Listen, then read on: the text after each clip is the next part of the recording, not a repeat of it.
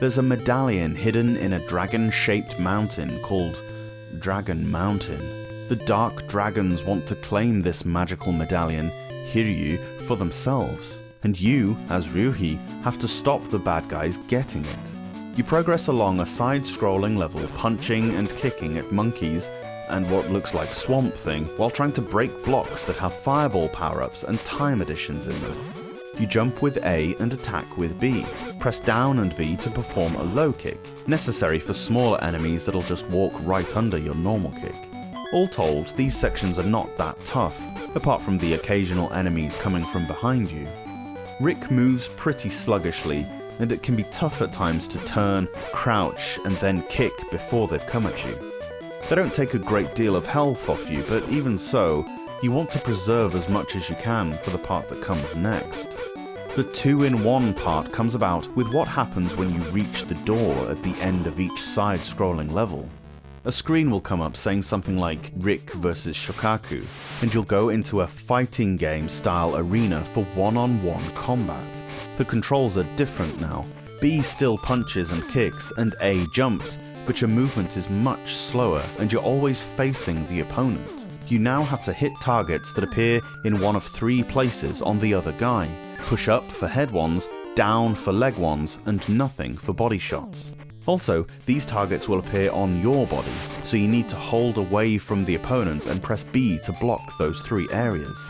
This is really hard to get down, and the first boss will take a really long time to get past if you've never played it, due to the unfair combination of incredibly sluggish controls, glacial movement speed, and massive amounts of boss health.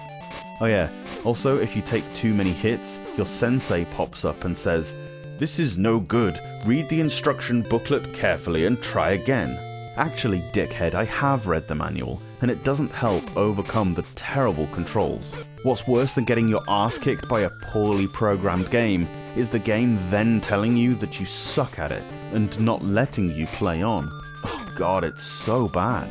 The gameplay is a real shame, because Fighting Simulator looks and sounds really nice, and the idea of merging 2 similar genres into one title is something that interests me.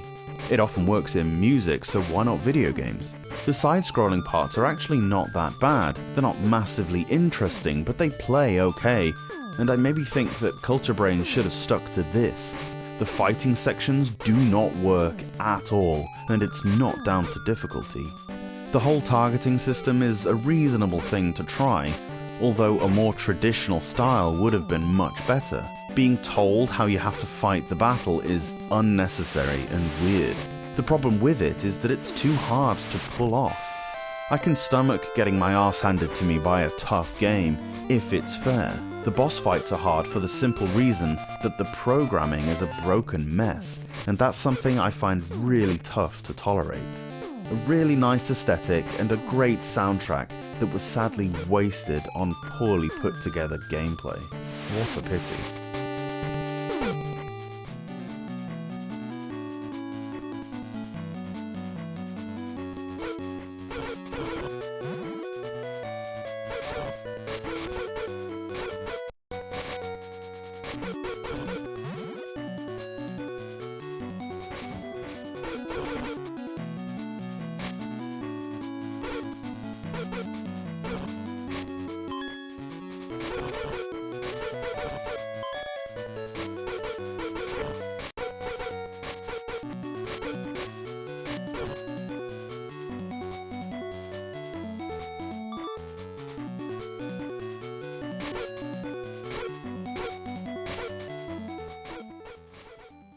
Thanks so much for watching this video.